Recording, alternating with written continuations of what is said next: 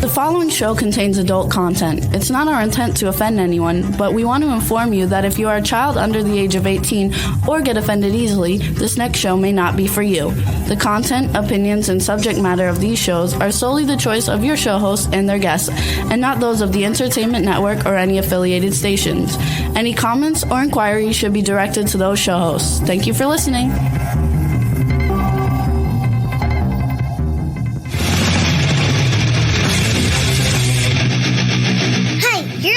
To the Adventures of Pipeman on W4CY Radio.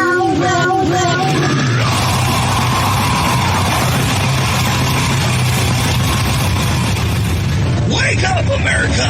It's time for the Adventures of Pipeman on W4CY.com, West Palm Beach's #1 internet radio station. Here's your host, the Pipeman. Yo, welcome to the Adventures of Pipeman here on W4CY Radio and also Talk4 TV. And I've had a little seclusion downtime because Pipeman Radio Tour was full blast since March, almost every weekend. We have a couple, left, but basically the last festival that I just did was the beginning of October. And then except for a couple shows, kind of just went into that, come down seclusion from the whole excitement. And now I'm back and I'm here with my pipe nuts, and one of them is especially nuts right now. So first, before I call them on, we have this new thing, a teleprompter. I'm going to pull the teleprompter up so that I can read what I have to say. But there's a problem. Hold on. Let's ask the pipe nuts about the problem. Pipe nuts, come on down. All right. And we have a guest in the background that's going to be coming soon here in a second. However, I just want to know why nothing is scrolling on my teleprompter. Do you guys know? On the teleprompter? Yeah, for everything I'm saying, I have a teleprompter Did you on click here. it? Did you click on the teleprompter side? I did. Are you scrolling or using the arrow keys? This is the thing. The reason I asked this question is because people are so focused with certain things or certain details that they ignore the obvious. It's because I have no script in the teleprompter. So, of course, there's nothing going to be scrolling on the teleprompter because I don't use a script. And that's why. So now let's see if I can do this without the teleprompter real quick. We are very... What? I would hope so. What, to have no script? I would hope that you could do it without a script. I'm going to try, okay? This next part, it's very difficult. I'm going to try to see if I can do it without a script. We are bringing on a guest who actually started off as a guest on my show at a previous radio station before I started the network, okay? So he was a guest on my show on another network, and he is probably the second longest running show on the network besides this one. And he is definitely the OG of W4CY Radio, W4HC Radio, W4WN Radio, W4CS Radio, K4HD Radio, and Talk4 Media. Okay. And I have mad respect for this guru, and he is a guru. And so you know him, Rebel. Juan, you know him. And even my daughter that does the disclaimer, the adult disclaimer, by the way, we're going to ask him, is that a little creepy that my daughter does my adult disclaimer on my show? It's a little creepy to me when my daughter's doing it. I think it's ironic. Just a little bit ironic?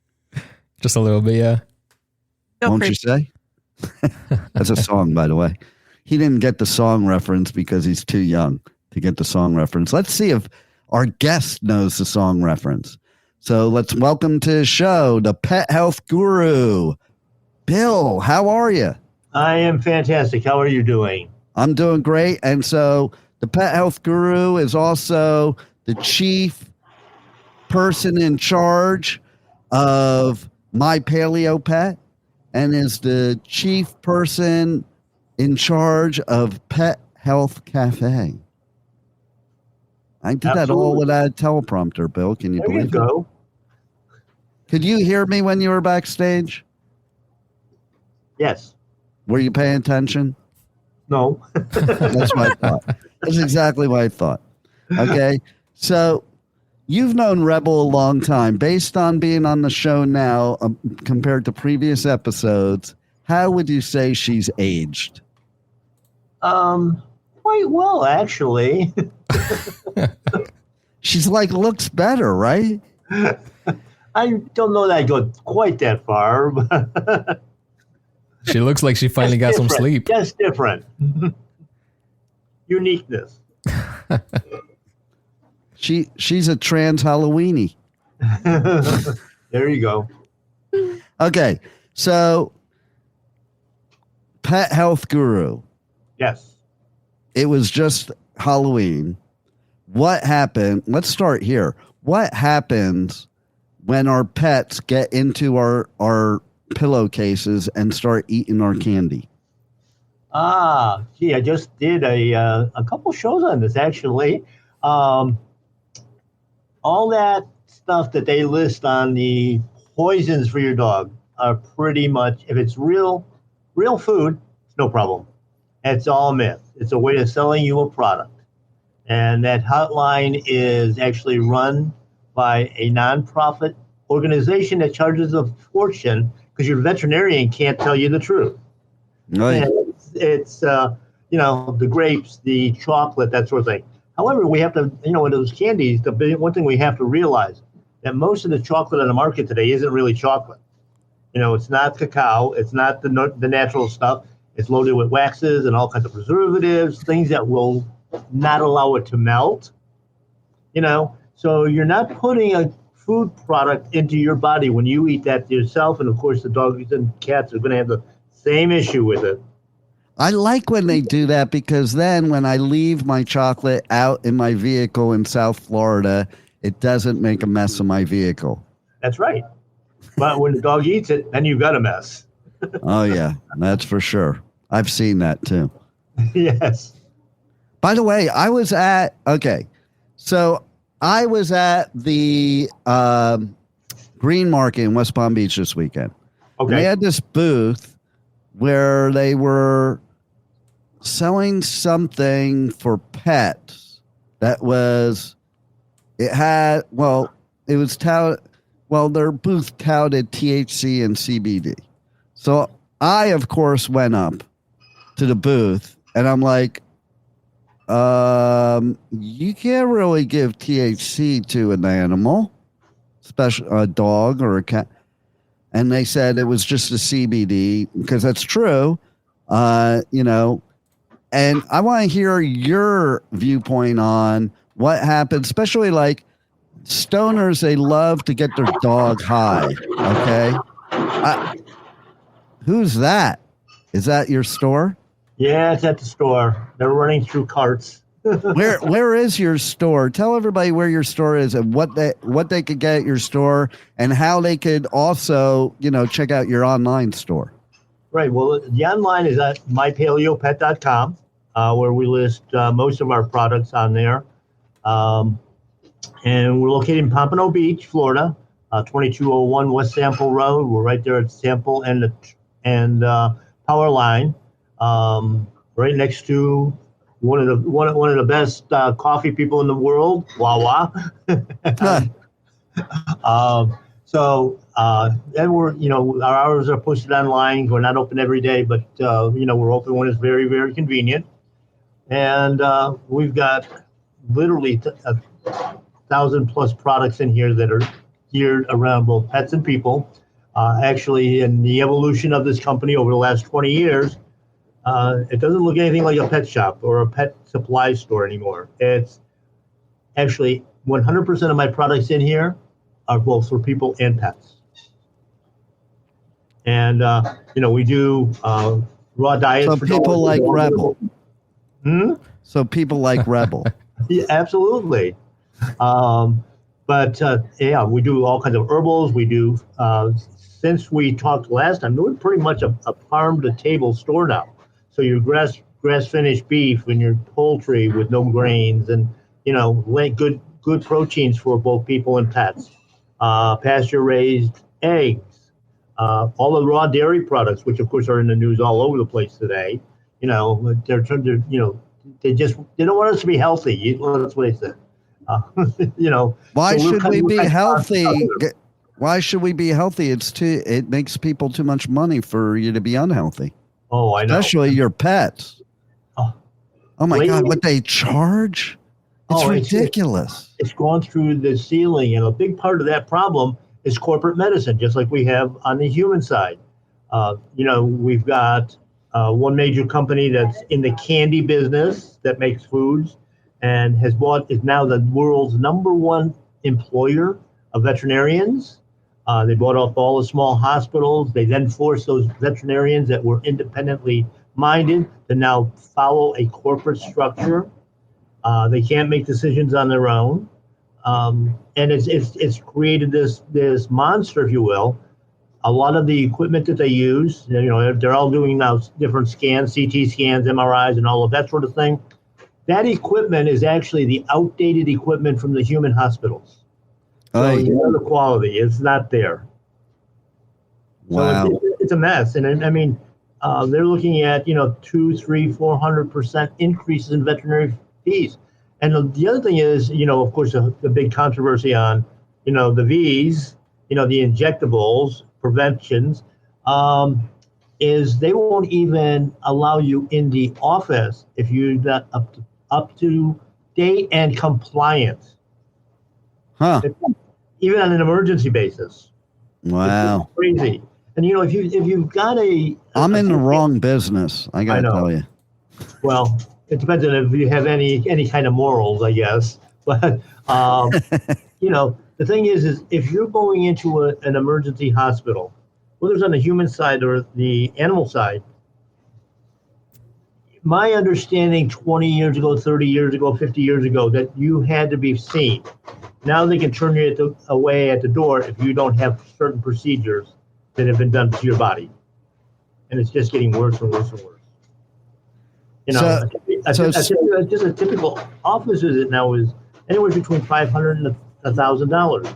If you go in on an emergency, if they answer the phone and you say, "Hey, my dog's is vomiting or has diarrhea," the first thing out of their mouth is, "Oh my God, that's an emergency." That adds $1,000 onto your bill without you even walking in the door. Wow. And okay, so let's talk to our pipe nuts here for a second. Juan, have you ever brought your Chihuahua to see Bill? I have not. And why not? Because I don't have one. Exactly. So Rebel, when have you gone to visit Bill? Because is that Bill where online. You get your animal food for yourself? What? I visit Bill online and place my order. Yep. Oh, so animals can place their order too online. Yes, exactly. Perfect. It wouldn't that be cool though if you could just train your dog or cat to just go online to your store and buy what they want. It'd be like your kids with your credit card. Exactly. That sounds expensive. You have all these boxes showing up at your door, and it's like, what? They get the Rolls Royce stroller. Exactly.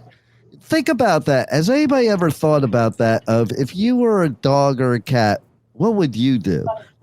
Bill, if you were a dog or cat, what would you do about eating?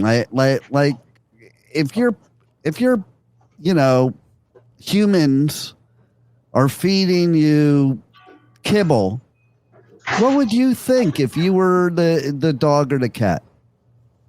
I would think that they just don't have the knowledge to do the right thing. And then they will complain when I have an upset stomach, I have diarrhea all over the house, I'm vomiting, and they spend $2,000, $3,000, $5,000 in the vet's office and get those results to say there's nothing really wrong with them, and we ignore the food part of it, the nutrition. I mean, our health is dependent on what we put into our body completely. Oh, and, 100%. You know, if it doesn't go in the body, it can't hurt you.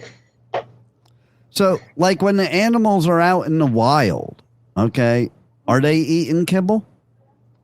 I have not found a kibble tree yet. Then again, I haven't found the money tree yet either. So, well, they're all money trees because we chop down trees to create paper for the worthless money.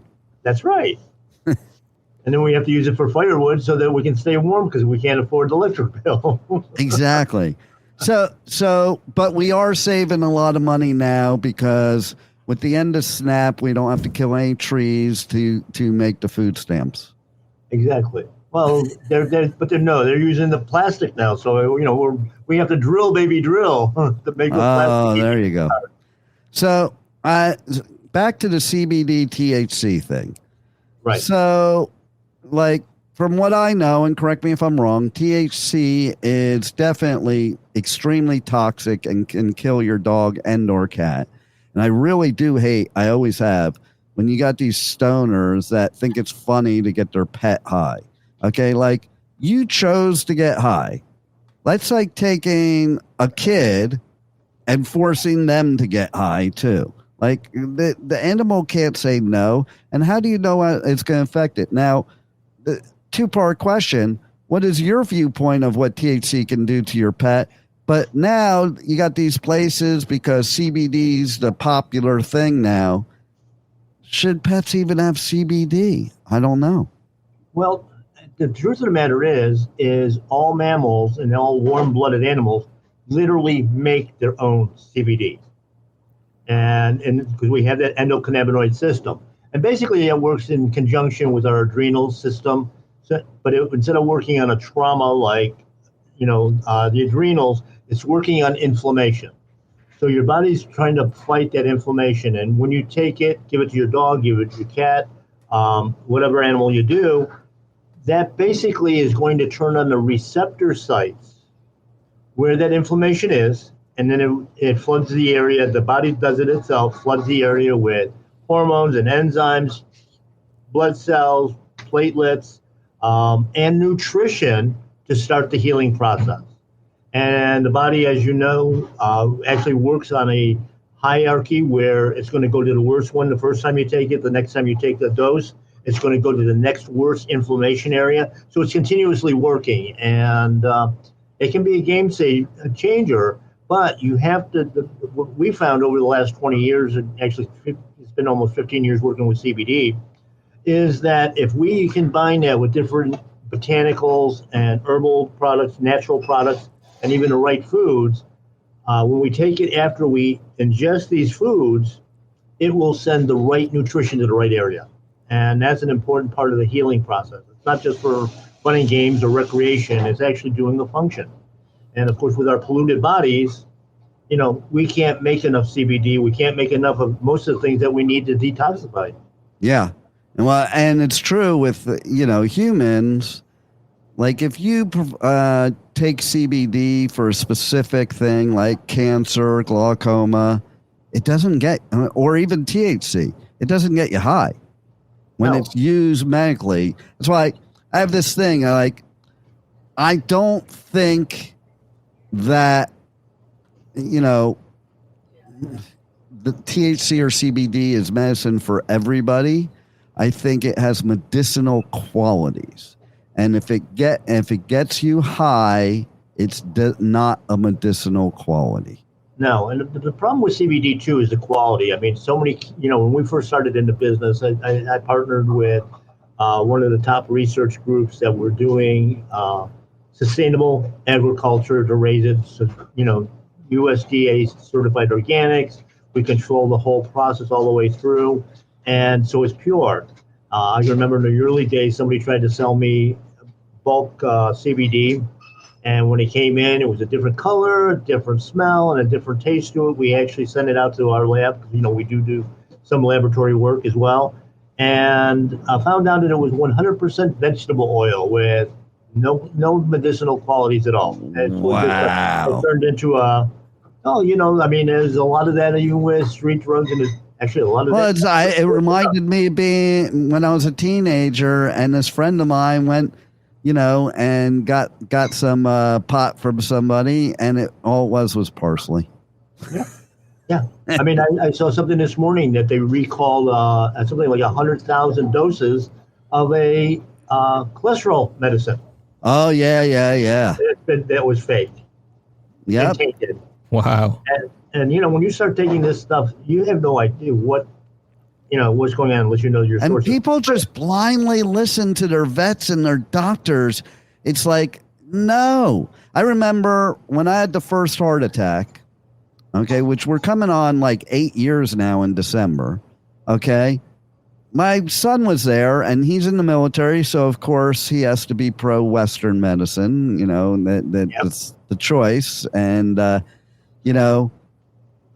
they started to wheel me down to do a cardiac cath. Like, they started wheeling me down. I'm like, whoa, where are we going? Oh, you're going down for a cardiac cath? I'm like, no, I'm not.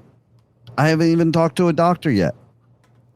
And my son goes, Dad, just do what they tell you to do. And I was like, no, I'm not going to just do what they tell me to do.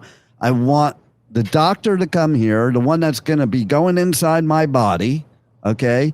And I want to know everything, and I want to know what's the worst case scenario, the best case scenario, and everything in between, which the doctor did end up doing. And then I can make an intelligent choice. You have to be your own advocate for sure. Absolutely. It's interesting because we talk about this on the Pet Health Cafe all the time, and we've included a lot more with people and that sort of thing. But even today, with the way medicine is structured, whether it's veterinary or on the human side, it's all about specialty medicine. And to be honest, that is so incomplete because, okay, you had a heart attack. What caused your heart attack? They don't know. No. Because they're not looking at a root cause. There was something going on in your body. And when you start tracking it back, okay, means your liver probably wasn't functioning properly. So it wasn't filtering out all the bad stuff that was going through your intestine, in your mouth, and it just all accumulates. We're breathing the chemtrails. But I have to mention that, though, too, since October 1st and the law went into effect here in Florida, the skies are a little bit bluer. No, not as many chemtrails. However, federal law supersedes it, so the feds can still spray us. Yeah, there you go. So, Rebel, you have pets. You're a pet, and I converted you over to Bill many, many years ago. What has been your firsthand experience as the end user of how life is in your house now with the Pet Health Guru's advice and products? Oh, they are living longer. They are eating better. They're very active, as I have older pets. They are still active, younger. Nice. And then I assume your look now is because of all the healthy things you're taking from Pet Health Guru. This is makeup, by the way, which is probably not good to be on for too long, but it's fun. And not only do my pets products from Bill, but I use, and I find that it helps. I don't take medication that people, like doctors, wanted to throw at you and this, that. And it's like, somebody will ask, well, what are you taking? I don't take anything. Why would I? Oh, but don't go there. Just because you hit a certain, time in your life doesn't mean you need to take medication. And well, that's the thing too. That's a great comment, because how come all old people have a whole medicine cabinet full of medication? Because a doctor told them they needed it. I think it's more because if they fall off their medication, they could look like Rebel. Oh, okay, that makes sense. Well, it's not true though that all old people have a pile of medication. I haven't so much as had a Tylenol since 1994. I haven't seen an MD since 1994. And I'm no youngster, although I keep getting told that I'm looking younger and younger rather than going the other way. I still work 7 days a week, horrendous hours, because I love what I do. And, it just keeps me going. But I eat clean, and that's even getting to be such a challenge today. A couple of weeks ago, we did a show on Pet Health Cafe, again, that talked about food ingredients and food labeling. And just a good example, everybody's pushing grass-fed beef now. And first off, almost all beef is grass-fed at some point in their life. So, and of course, they can even do it in the feedlots with pelleted foods and things like that. But then we had to move the names to grass finish, pasture finish. And when I did some of the research on it, the pasture finished beef that's coming from all these big ranches and everything else, on the internet, they're all selling half cows and, butcher boxes and stuff like that they're actually feeding those cattle not only the hay, but things like high fructose corn syrup, vegetable oil, grain byproducts that we see in pet foods all the time. There was a list of like 30 items, and in one of the websites I looked at, it was actually the farmer telling how they lobbied the Department of Agriculture to let them mislabel the food. Wow. I mean, it's just horrendous, and you don't know what you're getting. Well, there definitely is so much more to talk about, and because so much of that is going on in both humans and animals, and that's why I'm announcing right now, we have the Pet Health Guru is going to be on the Positively Pipeman segment every Monday. We have the Adventures of Pipeman, 1 p.m., W4CY Radio every Monday, but that's where Pipeman gets a little serious and more serious. And we will have the Pet Health Guru on every Monday with tips and help for all of you, not just that have pets, but are humans too. And basically, so we can help everybody be healthier, happier, live longer, and want to live longer, because living longer is not enough if you're not in good health. And let's get you off all the poison and get you on all the good stuff. And that is what the Pet Health Guru is going to do. And make sure, everybody needs to tune in also every week to Pet Health Cafe. So, Bill, real quick, why don't you tell everybody how they can watch your show and listen to your show every week and how they can check out your podcast? Yeah, the Pet Health Cafe airs every Thursday night at 8 o'clock on W4HC. Yeah. Yep, W4HC Radio, W4HC.com. We're on Facebook, we're on YouTube. All the other channels that are listed on PetHealthCafe.com. We're all over the place. And, of course, the other thing that's equally as important is for everybody to share it, of course, and subscribe so we keep our algorithms high, but also to share the archives with all your friends, because we know that everybody doesn't have the same time schedule and that sort of thing. It's up and available 24/7 in many of these same venues. So, we invite you to listen in. We always have an open chat. You can ask your questions. We get sometimes some weird questions, as Rebel can tell you. Well, look at Rebel. She's weird. So, I mean, come on. So, we welcome you there. And again, let's spread this healthy message. I mean, that's the whole thing. Let's do, I keep hearing about, Cancer Awareness Month. It's Diabetes Awareness Month. Well, why don't we do something about it? And we can actually do that with some of the tips that we give and some of the, ideas, and they're coming from a lot of holistic, veterinarians and human practitioners.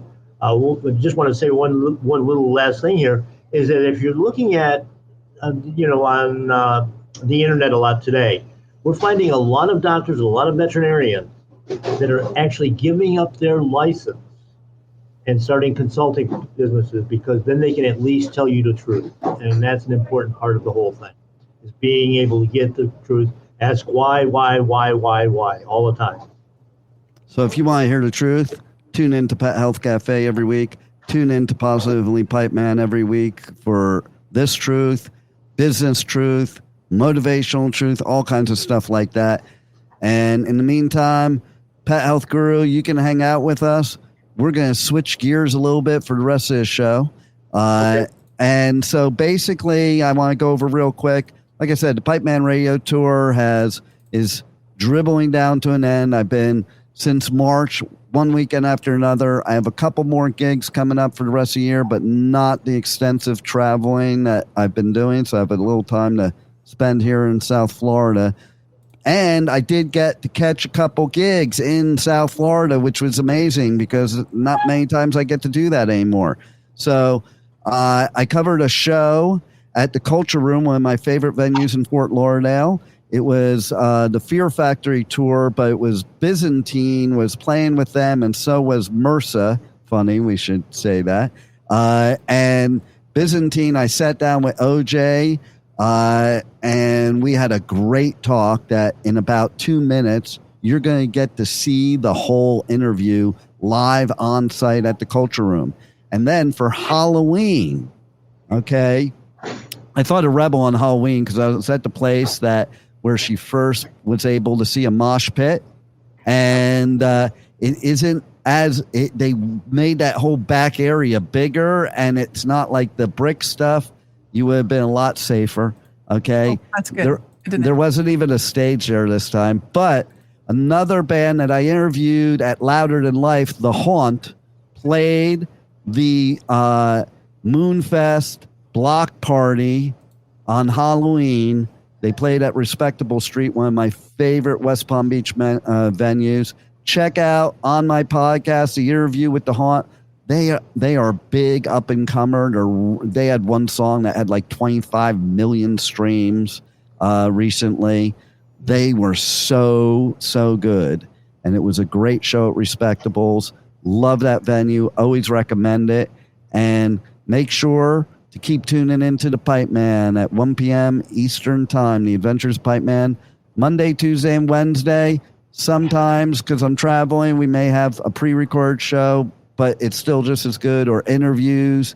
And check out the podcast anywhere you listen to podcasts. The Adventures of Pipeman, Pipeman in the Pit, Positively Pipeman are all the podcasts to check out. We got more coming. There's going to be a new Pipeman show coming, so stay tuned for that. We got something new. In the meantime, thanks, PipeNutz, for being here. Everybody stay here watching and listening, because Juan is about to roll that interview from the show at the Culture Room on site. This is the Pipeman talking, and it's audio, so we made an audiogram out of it, but it's the Pipeman talking to OJ, and we're talking about the tour. We're talking about upcoming stuff. And we have some old school stories. You're going to love this interview. And thanks for being here on the Adventures of Pipeman on W4CY Radio. Juan, let's roll Byzantine. Hey,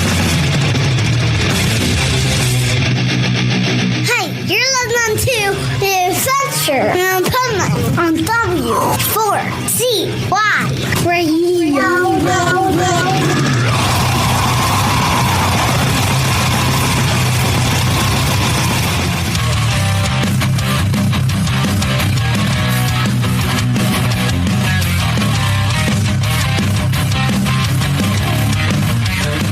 This is the Pipeman here on the Adventures of Pipeman W4CY Radio, and I'm here with OJ from Byzantine. My full name is Chris Ojeda.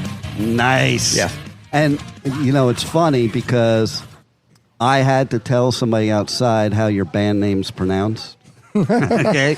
And I always do at festivals. We were talking about festivals. I always do it where the band introduces themselves, because I think the worst thing you could ever do is mispronounce a band's name when you're doing press. Absolutely. Like, that's embarrassing. And there's some hard ones out there. Oh, yeah, there's been some that I'm like, I don't really know. So what I do is I'll research and I'll find another interview just to hear them how they say the band name. Yes. That's it. Like, I don't want to hear the interview because... Like Sanguisugabog? You know what I mean? Yeah. I still can't say it. There's some bands I know how to say it and still can't say it, you know? No shit, man. And then, like, nowadays, it's so hard to come up with a band name because they're all taken, so they have, like, weird symbols and backward letters or, like, you know, I just interviewed a band that they, instead of A, they had, like, a V in there instead of the A. Yeah. You know, because that's what they could do.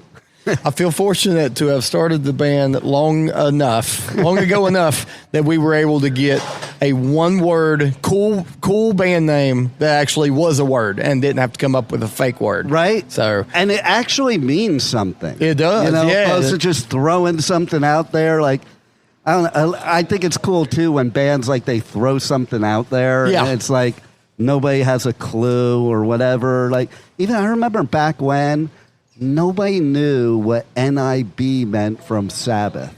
Right. Like, and it was like this big mystery of what it meant. And, you know, see, I think that's brilliant because then it's like people are going to, just like when, you know, 1969 radio show where they said Paul McCartney was dead, you know, and I know me, I was a kid. I bought every Beatles album just to check out all the clues of him being dead. Yeah. You know, it's wild stuff. And today, I think it's harder than ever for a band, right? Like to really come up with something brilliant to, you know, market people. Because people have such a short attention span. Very short attention span. There is exponentially more signal to noise ratio going on. Like there's so many bands and so many platforms to listen to them. And it's like we run into it. Right now we're currently out with Fear Factory.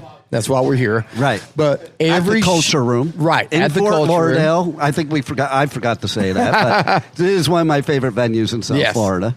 But every show we've done on this run, we're talking to multiple people who are like, I feel ashamed that you've been around 25 years and we've never heard your name. Or we've heard your name, never checked it out. And I'm like, don't feel bad. You're here now.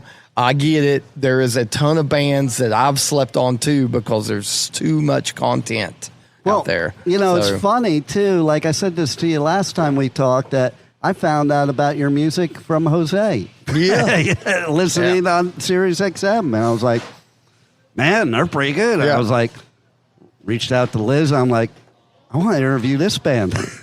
I guess all you got to do is hope that you can land a good tour and really make an impact with your live show, which I think we've been doing really solid on this Fear Factory run. We were perfectly primed for this run, and like the first leg we did was them and Cavalera Conspiracy, where we are an older band. Our fans are that age group. We all listen to KSAD and Demanufacture.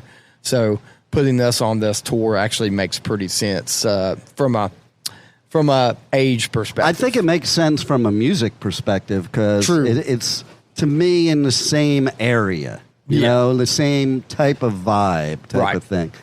Funny. We were just talking about Cavalera outside, and I was saying to somebody, so I did Bloodstock. That's one of my favorite festivals to do in the UK. Okay. And Nail Bomb played. Oh my God. It was like insane. I bet it was insane. I bet the crowd ate that. It was insane because I think it was like their first show in 20 years or something. I think it's their last. Yeah, it was it. They just played the Nail Bomb album. And that's I was like, thank God I'm here. Because it's like those things, like those final things. Like, who would have thought going back to the beginning 17 days later, we wouldn't have Ozzy? Right. Like, you don't think of those things. And it does happen.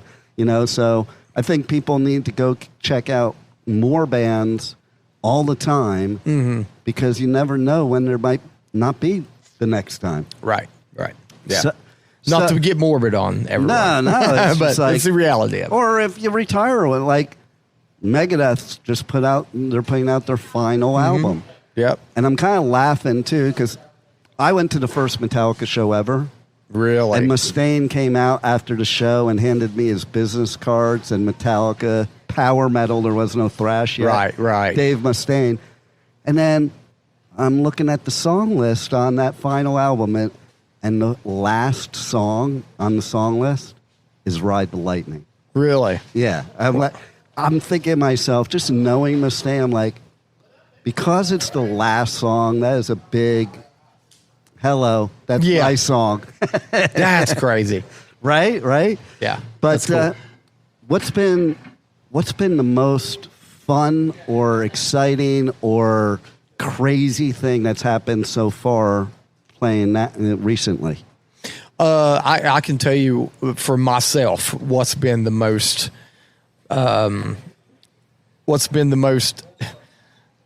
awe-inspiring and like feather in my hat is that, you know, we're massive fans of Fear Factory. Our band has been inspired by them, and to be able to come out here and have Dino ask me from the first day, "Hey, you're going to go up and sing with us. You're going to sing a song with us every night." And I'm like, "What?" He said, "Yeah, get your ass up here, OJ."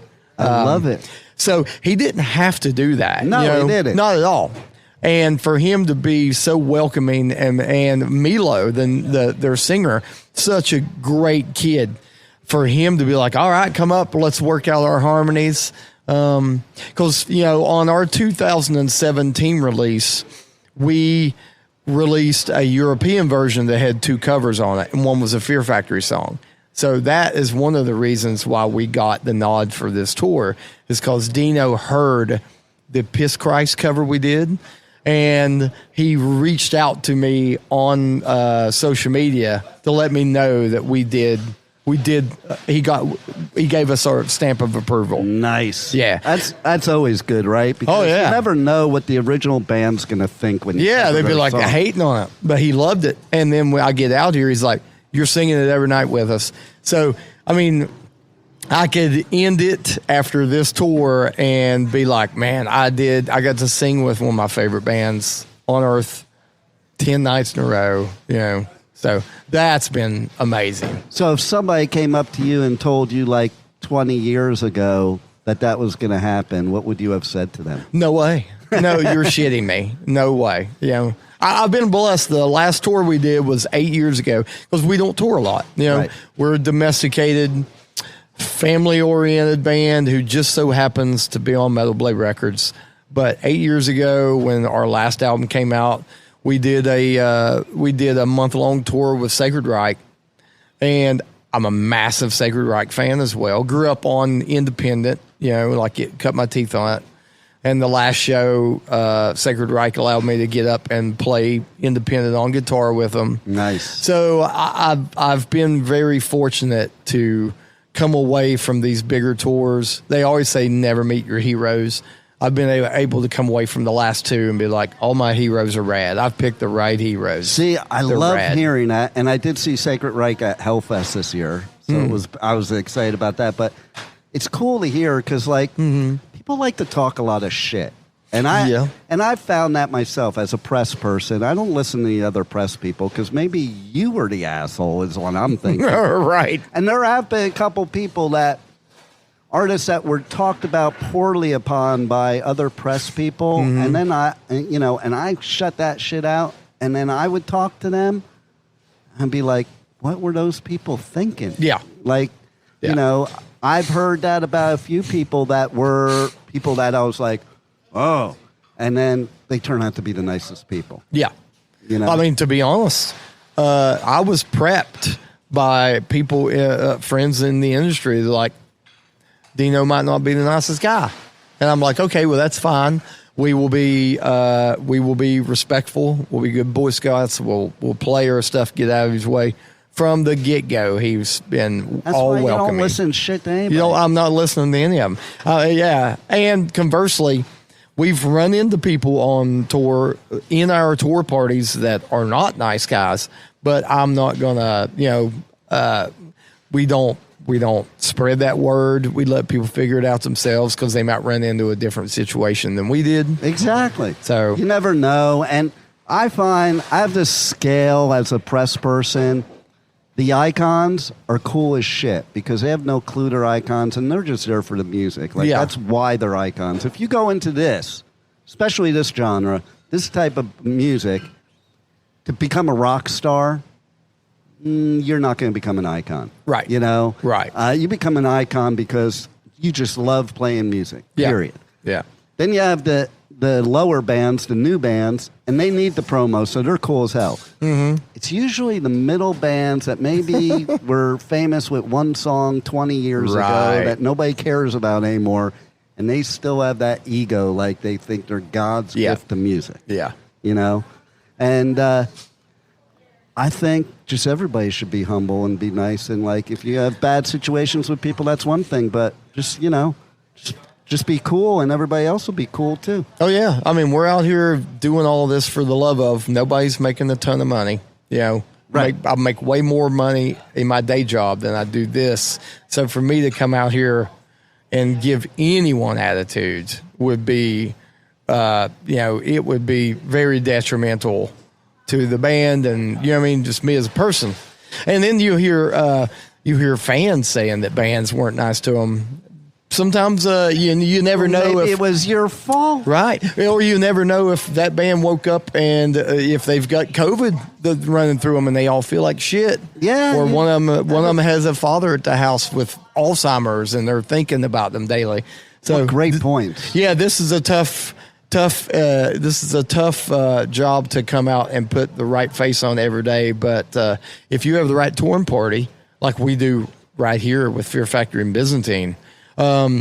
It's easy to keep your spirits higher. And I think our fans and Fear Factory's fans are probably going to come away from this little run really happy because they've been able to see two bands getting along famously, working well together. That's how this whole thing stays oiled. And it's such hard work too. I think people don't realize that just listen to music or go to shows. Like you're saying, maybe somebody's just tired because they've been on the road every day for months, you know, and like whatever.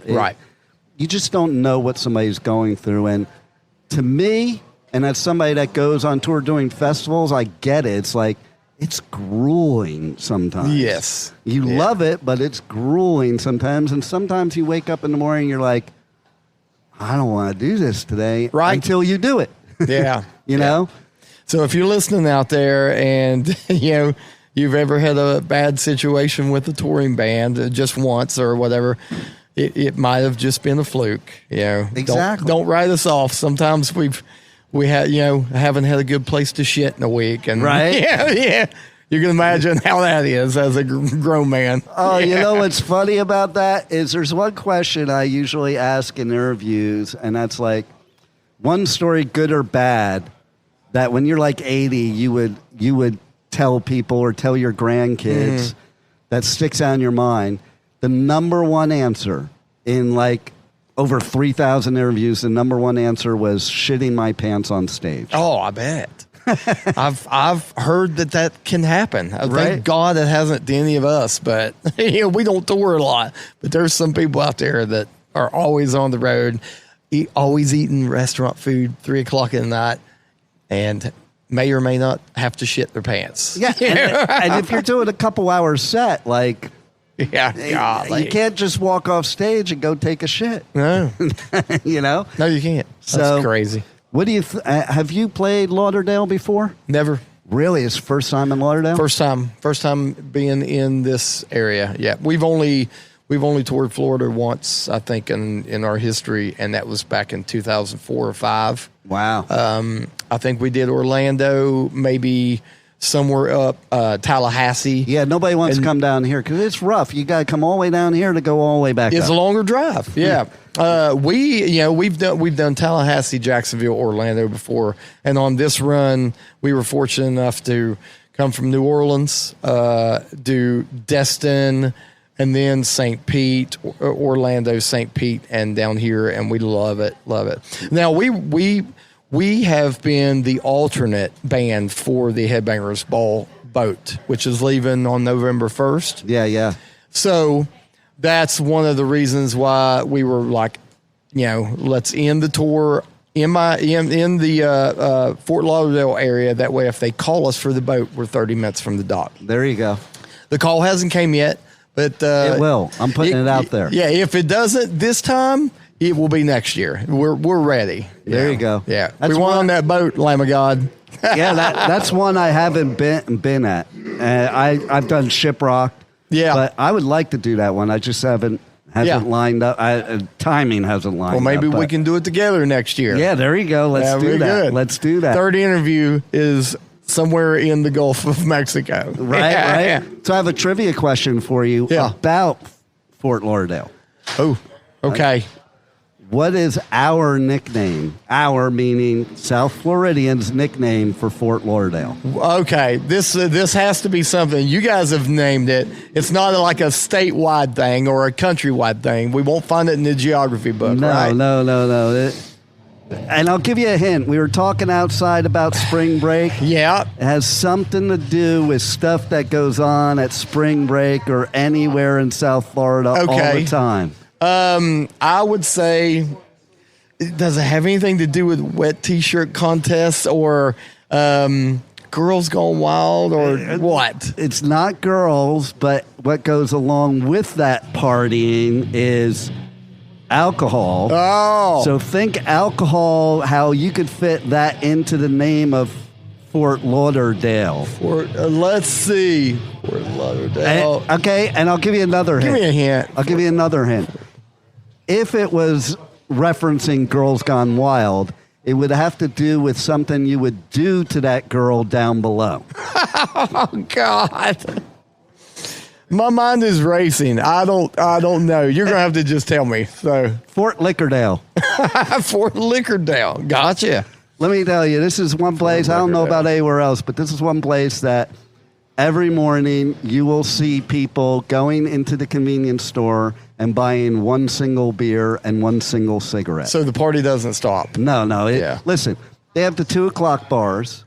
Then they have the 3 o'clock bars, the 4 o'clock bars. Wow. Then they have the after hours for 5 and 6 a.m. And then when those close, then there's the private after hours, like they're bars, but they're like speakeasies. Like, you have to know because it's illegal. You know, like there was this place near my studio that's where you would go when everywhere else was closed, and they'd be doing cocaine lines on the bar because and the police substation was in the same plaza. That describes South Florida right there. Fort Lickerdale. So I guess if I was down here in my 20s, 30s, I'd be at the 3 and 4 bars. Now in my 50s, I'm at the granola bars. So, things have changed. That's funny because being in my 50s, before we did this interview, I went next door and bought like a protein bar. Yeah. You know? Yeah. That was my bar. There you go. So you don't shit your pants. Right? So anything else you want to share with the fans that we haven't covered yet that may be coming up for you guys or on the lookout for? Yeah, well, if you're a fan of our band, then you know that we've just released our 7th album on Metal Blade Records. It's called Harbinger, and it's doing very well. It's playing really good. Thank you. We're playing a few tunes from that every night. Where it looks like we're going to go home for the winter because no one likes touring in the winter. We're from West Virginia, so it's blustery. So we're going to go home, and I think we're going to go straight into the studio. It's been 8 years since we released like 2 albums, and the guys are so jazzed up after this Fear Factory Cavalier run that they're like, let's go back in the studio. Let's immediately record shit. So I don't know if that means cover songs, an EP, whatever, but we're going to get right back onto it. And one of my favorite cover songs that you do, believe it or not, is a Cars song. The Moving in Stereo. Yeah. Yes. Yeah, that is like such a badass song. Thank you. We are such big Cars fans, especially like when the bass player sings, like Drive and Moving in Stereo. Those are some of our favorite songs that he sang. And our guitar player, Brian, sounds a lot like him. So we thought, man, let's dig into it. And we had no idea that Sirius XM would gravitate towards it so much, and they play the hell out of it. Yeah, if you go onto Apple Music, it's like your second most popular song. Yeah. So I guess if anybody from the Cars is out there listening, and you saw a spike in residuals here for a month, right? That might have been us. It's funny because when I was in high school, people used to call and say, "Oh man, you look just like Rick Ocasek." Yeah. And I don't know if I took that as a because compliment. Rick Ocasek, I think you're a better looking dude. I was really skinny. Yeah. And I was starting to grow my hair out, so I had that same hairdo, but the saving grace of that is Rick Ocasek pulled some of the most beautiful women on earth. And so his wife. There you go. Yeah, that counts to me. There you go. I'll tell you what, one last thing, too. Yeah. You talk about Metal Blade. I'll tell you a story about Metal Blade that'll blow your mind. Okay. So I lived in L.A. My dad moved me to L.A. in 1980. Imagine a time to move to L.A. Right. I mean, I went to Slayer's first show ever. I went to so many people's first show there. So there was this record store in the Valley called Oz Records. I love talking about this. Anybody that's on Metal Blade. And me and my friends used to go in there, and this dude that was a record store clerk would, show us an album and you need to get this album. That's how I got my first Venom album. Showed me Venom. And he would show us all the gigs to go to. That was Brian Slagle. Oh, it was? Yeah, when he first started Metal Blade. He was working the record store? Yes, and I was like, a few years back, I saw him, I'm like, man, I gotta tell you, thinking about it now, what a brilliant marketing plan. He goes, shit, I was just a record store clerk. I didn't mean to do that. That's funny. Brian Slagle was one of the most humble individuals. Right. And he changed the face of heavy metal. He might not be seen here if it weren't for right. Yeah, me either. And the interesting thing is, the other great thing about Brian Slagle is he's a testament that heavy metal keeps you young, because he doesn't look like he's aged more than 10 years in the last 40. Yeah, he looks like he did when he worked at Oz Records. Yeah, very young. It's wild, Yeah. Well, there you go.